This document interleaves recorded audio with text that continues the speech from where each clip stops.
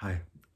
So I just got back from a trip and I have so much that I learned on the trip about, um, well, I don't know. I don't even know where to start. So many good things happened on the trip and God taught me so much and it's fresh in my mind. So I just wanted to make a video about it so that I can remember how blessed this time of my life was and what caused it. Like what caused it. Um, So yesterday I woke up with the verse, "Surely goodness and mercy will follow me all the days of my life, and I will dwell in the house of the Lord forever." So one thing that I noticed, like when I was away, even though I was away from my friends for a time, I was away from my family for a time, I had this joy that was completely independent of my circumstances or who I was around. Joy that was completely independent.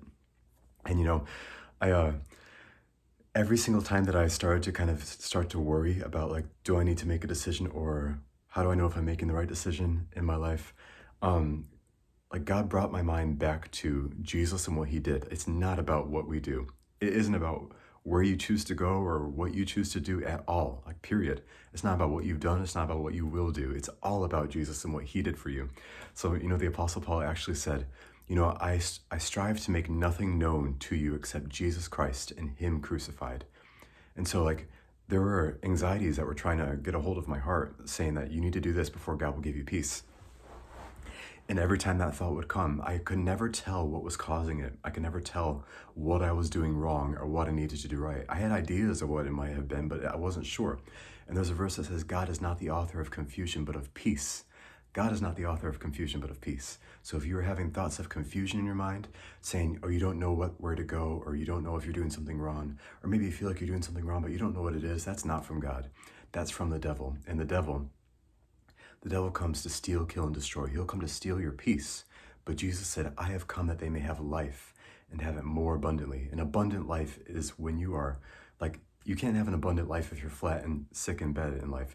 Jesus came to have abundant life, and his word says his word will not return void, but it will prosper for the thing in which he sent it. And there's a verse that says, it pleased God that through the foolishness of the message preached, that he would save those who believe.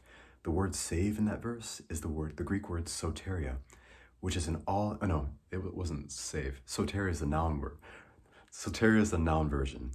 The word in that verse is sozo, which means to heal. It means to make whole. It means to renew. It means to completely save and preserve, just keep completely preserved and alive. So what you hear, as far as like God's word goes, it will determine how whole you are, how fresh in your spirit and your emotions you are. But anyway, yeah, the more you think about what he's done, like it's not even like a work of thinking about it. It's all about what he did. Like Jesus died so that you could be completely well, completely blessed, completely happy and whole. And I was just thinking, like, I was making art earlier. I was making a drawing. I spent hours on the drawing. And something cool God did. He protected like the creation of that drawing because like I use a digital app that crashes sometimes. And for some reason he inspired me to like save all the layers to a photo before the app crashed. I don't know, it was just perfect. And I thought, for one thing, when I finished the drawing and I just stared at it for a good hour, I stared at it for a good hour because it was a creation that I had made, or rather God had made using my hands and my eyes. And I just thought, this is how he must have felt when he made creation. This is how he must have felt when he created the world in all of its perfection. And like, he must have like, how he rested on the seventh day? I'm very